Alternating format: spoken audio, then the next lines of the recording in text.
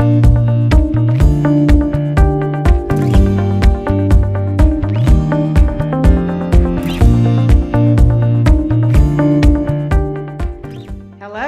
I am Beth Ann Kaminkow, and I'm the Global CEO of Geometry. And welcome to Commerce Reimagined. It's our Geometry series highlighting changemakers, visionaries, and the people who are showing us the way to reimagining commerce in today's very complex world. So for our very first speaker to our series, I would like to welcome Miri Rodriguez. She is an award-winning storyteller, a creative journalist at Microsoft. I met her through being a renowned speaker, keynote speaker. I call her a kick-ass keynoter, and international thought leader in brand storytelling, personal branding, and youth entrepreneurship. So, and I think internships perhaps as well. Her previous clients have included Adobe, Discover, Walmart, and McKesson. She's also now the best-selling author of her new book, Brand Storytelling, Put Customers at the Heart of Your Brand Story. And today I have the honor to discuss this topic of brand storytelling, brand empathy, and the next wave of where this goes for businesses now, especially in the backdrop of what we're all experiencing right now. Welcome, Miri. Thank you so much, Beth Ann, and thank you so much for the introduction. It's wonderful to be here. Thank you for having me. It's been an honor, really, to participate in this interview and to answer some questions. So I'm excited to be here. Well, we have to start with the congratulations for your new book being such a huge success. I think it's #1 on the media communications category. It is. And it's sold out, I think, on Amazon right now. So if you haven't gotten one yet, you better get in there and get your name on the list for when they come back in stock. I was one of the first to get the book because you introduced it at WPP Commerce in Miami. We're calling it #the last conference of 2020. Wow. Hopefully it won't be. Hopefully we'll see. I hope not. The first and not the last, hopefully. Exactly. So my question for you, though, to kick this off is what compelled you to now put your ideas and your thinking into a book? Yeah, actually, it wasn't me. I was in London at the time, and I was giving one of the talks about empathy, and it was a topic that wasn't readily available to people as a notion of a soft skill that we should hone into to do business with. And a publisher was there, and they came up to me and said, you need to put this in a book. You need to put this in writing for many people to read about it. And I immediately didn't think of the idea. I was like, no, I don't think I don't have enough content for this, And so I didn't say yes immediately, but she really pressed and she really believed in it. And she really believed that the world needed to hear this. And here we are, a couple of years later, and so many people are honing into this soft skill, into this way of connecting in a time like this that nobody foresaw. So it was very timely. I think that's why people are hungry for the book and for the content. It really is around the notion of doing commerce, doing business, treating our customers with empathy, no longer just thinking of them. Customer centricity truly is being empathetic to customers. Well, I can relate to that, and I also feel like we believe the book needed to be written. So thank you for that too. And I it's always interesting when you talk about soft skills, because the soft skills can actually be quite hard. So sometimes having more of a how-to manual around that, it becomes critically important.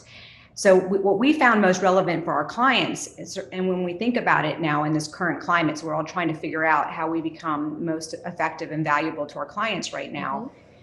This notion of brand story hero and putting your customers at the heart of brand story. Yeah. Could you tell us a little bit more about, like, from a non-obvious trend standpoint, what you're seeing right now in terms of good examples of customer centricity and what's at the heart of your book and how it's showing up in today's environment? Absolutely, yeah. I did a 3-month plus, almost 4-month research around non-obvious trends that show up in themes that we're seeing throughout the commerce, the market, throughout social media, through the behaviors of brands and behaviors of consumers as well. And the ideas that came up from there. So this is a a concept by Rohit Bhagrava, who actually came to Microsoft. I didn't meet him there, but I did see his talk, and I did further research about his model. And so I used this model to create these ideas and these concepts. And what came up was a few really telling ideas around commerce. So the first thing is that the newer generations, the millennials and Gen Zs and further, are actually thinking more of brands not only as humans but as friends. So they want to befriend the brand. They want to. It's an extension of themselves. If they choose to buy a product, they're not just choosing the product; they're choosing the brand itself. And so brands have to show up with a voice. They have to show up with a stance in society. They have to show up with a purpose beyond their product. And if they don't have one, it'll be really hard for these newer generations to connect with them with the way they want to. That's the first thing. The second one, it's around the idea that the customer, the consumers, they want to win. They want to feel like they're not being sold to anymore. They know that we're selling them as a brand, but they don't want to feel like we're selling them. And so that idea really comes around, especially in a moment like this. I've had brands ask, hey, is there space for an ad right now? Should we advertise at a moment like this? And the answer is yes. In a sense, there is space for that, but it has to be down back to the empathy factor. And that's where the idea of putting the customer first, a center in the brand story, in the brand mission is important. For us, for example, at Microsoft, we reimagined, if you will, our whole brand story, our mission. We went from a PC on every desk and every home to empowering every person and organization on the planet. And though both are truly empowering to the world, I mean, a PC on every desk and every home empowered the planet. Really, actually rewriting the mission and putting the customer, every person in every organization on the planet to achieve more, to empower them. It really set us aside and put us as almost a psychic of what I call the Robin to Batman effect, the psychic of our own story, and made the customer the hero. That really forces a rewrite and the blueprint of how we do business. And it's done it so far for us. So. Over the last few weeks, have you seen, I'll repeat that, over the last few weeks, have you seen any examples of any brands that you've been like, wow, that just struck that right tone, or that's exactly what's at the heart of what I'm trying to help people recognize? Yeah. I actually want to mention Corona. The brand Corona has actually said nothing. The last time they tweeted, I believe it was March 13th or 11th. I can't remember that. I was watching what they were doing, and it was really interesting because their hashtag, I believe, is live fully or something like that. It's around living fully. And I thought, wow, how intelligent, how smart of a brand is the fact that they have not said anything. They've been really empathetic to what's going on and chosen to say nothing. And I found it so interesting that I went to the supermarket and there was not a lot of Corona left. So people are actually buying the product. Mm-hmm. And so it's top of mind, even though they haven't done anything. I think that's a great example. Brands that are pivoting as well, their services and their goods to tune into what's going on.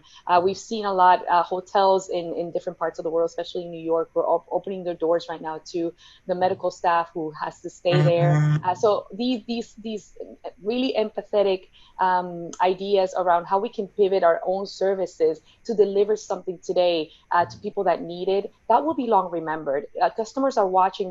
This is a historic moment, and so it is okay to go off brand, and they should, I believe, to really win in the market, because what they do today will be remembered positively or negatively. I love that, not doing something is actually action. Yes. It is doing something for your brand and for the community. And that's a great point. And then the product is selling because of that. They're being rewarded for that strong choice. So that's an interesting way of calling that out. So at Geometry, a lot of our approach is what we, human-centric, putting people forward and doing everything we can to dial up the insight and grabbing hold of the data in unique ways to really understand what motivates people and what makes them buy, what would resonate and what's happening in that cultural context around them. And we also often use the language, or we hear clients use the language when you're trying to move from consumers or customers and talk in terms of either people or even humans. And the funny thing, though, about using language like humans is I also hear on the other side of that, well, we're all human. So when you're using it as more of like an adjective or a descriptor, what does it actually mean to be human? And, to put a human at the core of the brand story. So being more human in your mind and in your writing and work. What does that mean? And Yeah. what's that role of empathy to get us there? I have to say, I really love geometry for that, and I love it because what you're doing is actually practicing empathy on a daily basis. There are three levels of empathy. I found out I was not empathetic myself when I started to do this work, and I was really shocked because I thought I was, but I wasn't. I actually had to take a test, the Strengths test, that kind of tells you like what your strengths are and not your strengths. And I was number, I believe, 33 down on empathy out of 35. So I was like, oh no, I don't have it. Like, what do I do? And so I actually quickly learned that it is a soft skill and there's three levels of it that you can practice. And so what you're doing is you're practicing cognitive empathy by calling people humans. You are reminding yourselves right now, whoever's watching this, there's a human behind that screen. And I may not know you, but just because I can recognize that you're human, my empathy level rises when I think there could be something going on. There's statistic about there's always something happening in the background. We're human. There's a human condition. Somebody's dealing with an illness. Even today, I mean, we're thinking about just the impact at every level that we're all having during this pandemic.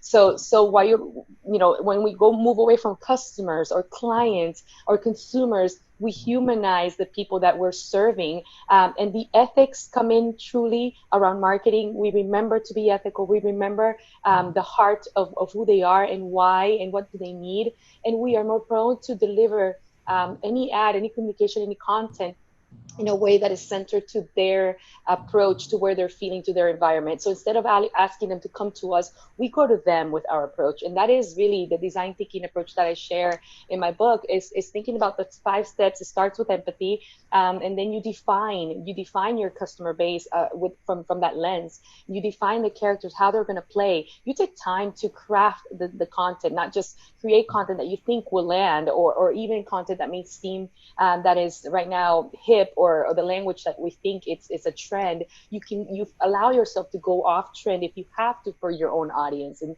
that you ideate, you prototype, you fail fast. You allow yourself a little bit of vulnerability in the process, and it's the way that we're not used to, but it's a really great approach to fail fast, learn quickly, do it again, recycle it, see what works. And when it does work, it is remarkable what happens because people understand the authenticity behind it. It's interesting that you talk about even personally getting more attuned to your own levels of empathy, and thinking about empathy as a skill, and a skill that's developed. I feel sometimes like I was hardwired for empathy, and Really? I've always thought of myself as empathetic. One thing I learned in my own empathy work was actually not only could it be a strength, but it could actually be a weakness. Yes. So that was an interesting insight for me to have, that sometimes, especially as a CEO or a business person, there are times where you have to recognize where it's maybe clouding your ability to also have more objective thinking sometimes when that's necessary in a different context. So it is interesting to explore all dimensions of It empathy, is. and how to bring it into the work in a productive way. You're right, and I thank you for sharing that. That's wonderful. My son, my oldest son, is highly empathetic. That's actually his number one on Clifton Strengths. And you're right. One of the things that he tends to do is internalize a lot of the emotions. He feels for other people so strongly, and so you're actually talking about the second level of empathy. It's a little deeper. It's emotional empathy. And so the first one, cognitive, is they are human. We recognize their humanity. The second one is we are human. And when you do that and actually get a little deeper than that, to the last one, which is compassionate empathy. So you go emotional and compassionate. When you get to the compassionate level, you have to take time to really consider your own emotions and how they may be blocking, or how they may be obstructing your path. And so taking time on a daily basis to journal, to think about, to release those emotions and actually acknowledge them, not necessarily doing anything with them, but actually acknowledging that they exist. It's a good exercise for empaths like you. So this isn't on our questions that we prepared in advance, but just to go deeper on this, because it's such a fascinating topic, I'm just curious, when you think about in a brand storytelling standpoint, or as a communicator, as a business leader, like we just were talking about too, when you're talking to a mass audience, like I'm talking to a global audience at scale, and many of our brands are too. People could be at all different stages, or have many different emotions that they're bringing to something. Yeah. How do you navigate that? How does that work? Yeah, and that's where what I call the universal truth. So there are themes around the brand story that will resonate with everyone at every level, even through lived experiences, through our own intersectionalities that we each bring to the table. I'll give the example of Microsoft as a brand. When we switched our story to empower every person and organization on the planet, empowering became our universal truth. In essence, what that means is all of us in the room, all of us that are hearing this, all of us in the world can feel empowerment or not. We know what the lack of empowerment is, and I don't have to explain that to anyone. So that feeling, that emotion, it's a universal truth. So when brands speak to an emotion that we can all attest to, everyone in the room, everyone in their target audience will come together and understand that feeling from different angles. Of course, we consume content differently. Think of people watching a movie at a theater. We're all watching the same movie. We're all consuming it differently, but we're feeling the same feelings. If there's a happy ending, we all get happy. If it's a sad ending, we all get sad. So there's universal feelings that are all human at the core, and that's where the stories are successful in landing, where we can actually attest to those feelings. Really, really strong advice.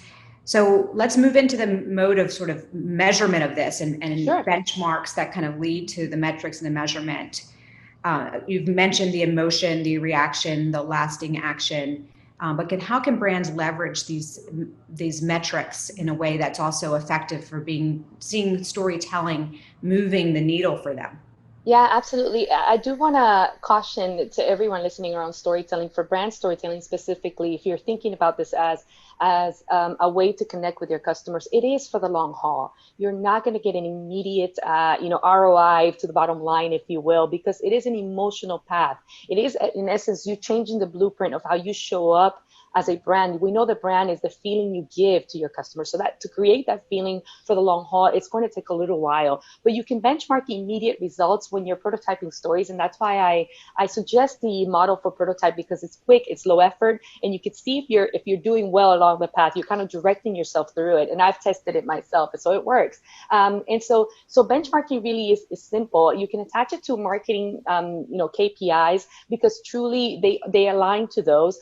In reach and engagement, for example, you will get reach and engagement when your story lands well. People will organically share it. I mean, I can't say that enough and stress that enough. It has a content of emotion, and we share things that we tend to remember and we feel. So just to remind everyone, storytelling, if you create content in story form, it has the power of being 22 times more memorable than any other content you will ever share. So it will be memorable if you make it emotional, if you test it in the market, and if it lands well.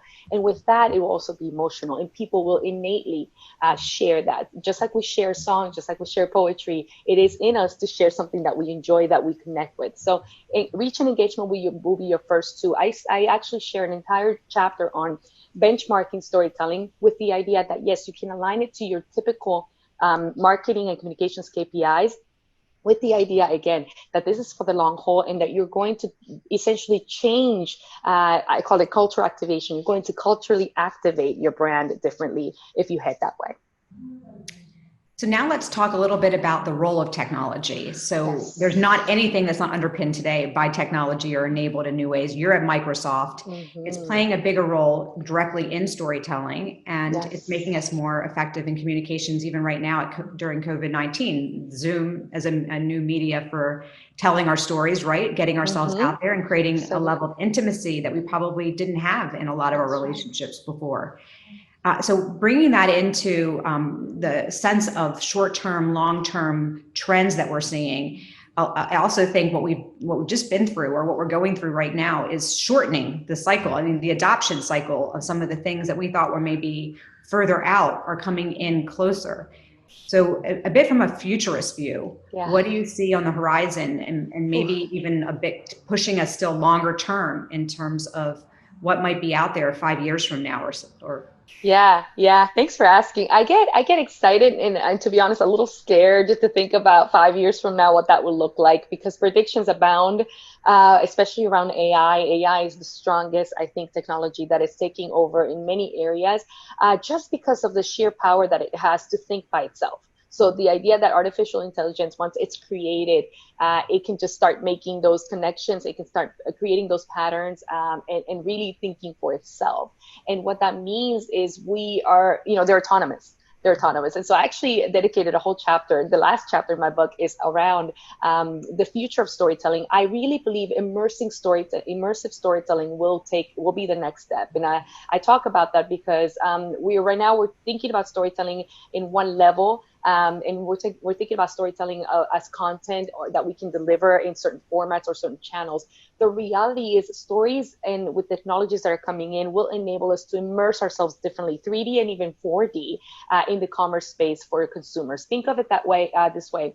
We can use our own phones to, before I even go to the store, if there will be a store after this, there's so many questions around things that, in the entire idea of business and how it's done. But if I want to go to the pharmacy, to the store, if I carry a device that tracks me, for example, the store will probably have a technology that knows I came in, that knows I'm an existing customer, that knows what I typically buy. And before I get to the aisle, it may even have someone stocking it, or even a robot stocking it before I even get there, to make sure it's there when I get there.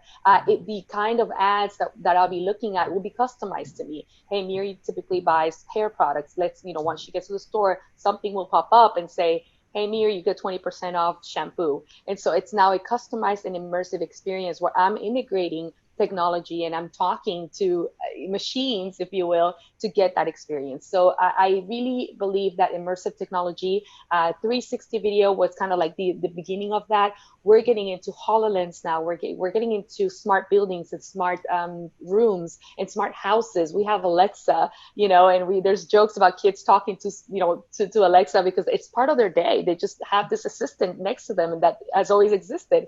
And so it's really interesting to see how in the next 5 years this will come to be. Predictions around AI is that they will be 5 billion, not million, billion times smarter than us in the next 5 years. So that's yet to be seen. But truly what we're seeing with COVID is a lot of things that we thought were essential are not. A lot of things that we can do with technology, we can, and we're proving it right now. So that will absolutely enable the next step into technology for the next 5 years.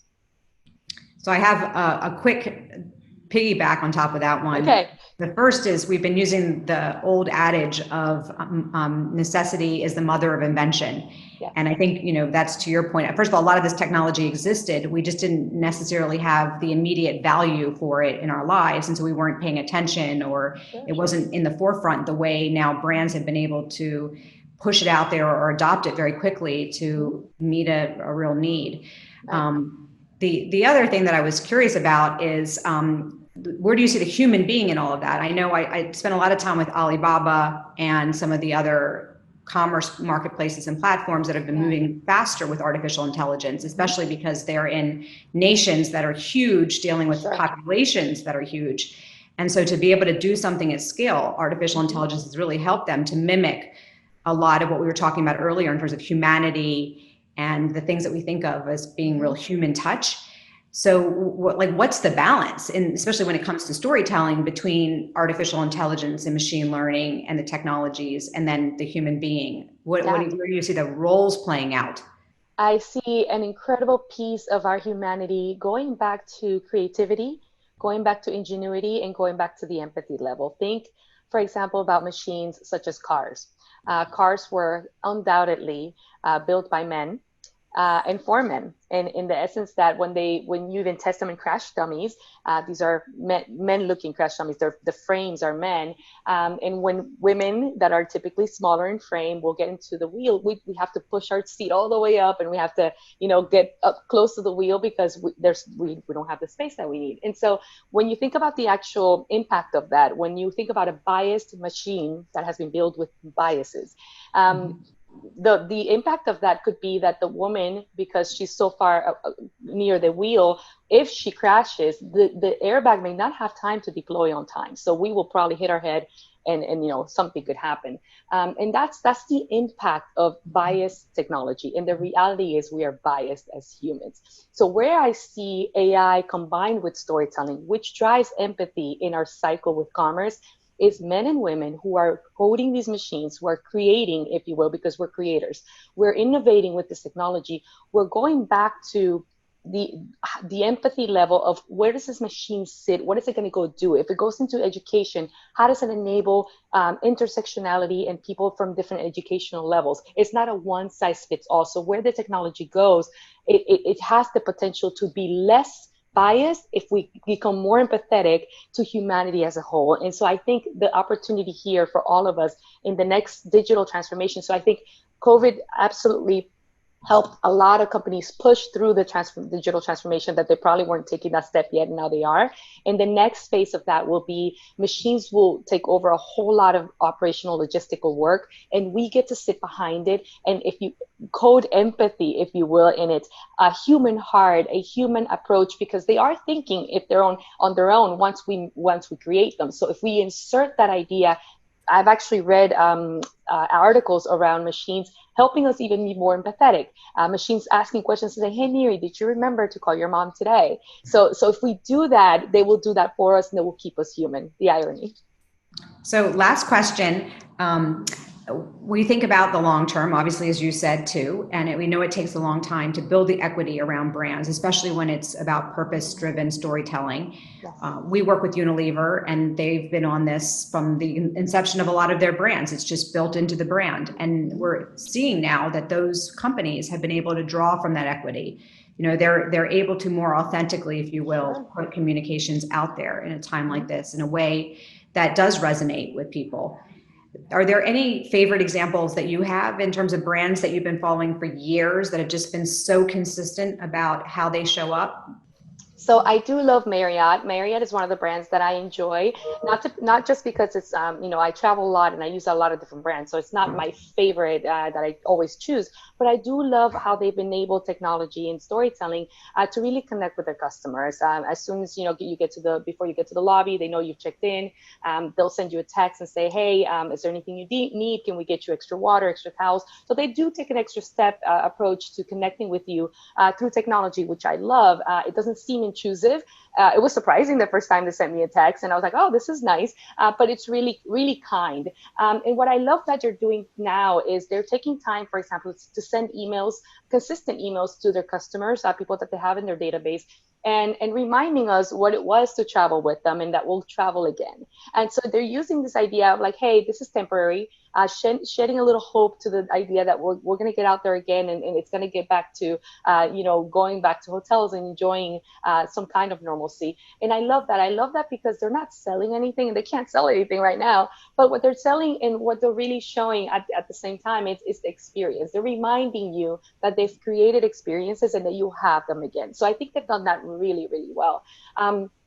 I love NASA just in general. NASA, I think, has done a great job. And of course, they don't really sell things, but they do. I think they sell science, and I think they sell technology in the way that they have an entire team dedicated called NASA Social to stories. And what they do is they talk to, they have the astronauts go in and talk about their own personal stories. So I really love that they had astronauts talk to us about being confined, being quarantined, because they spend time in the International Space Station for years and months.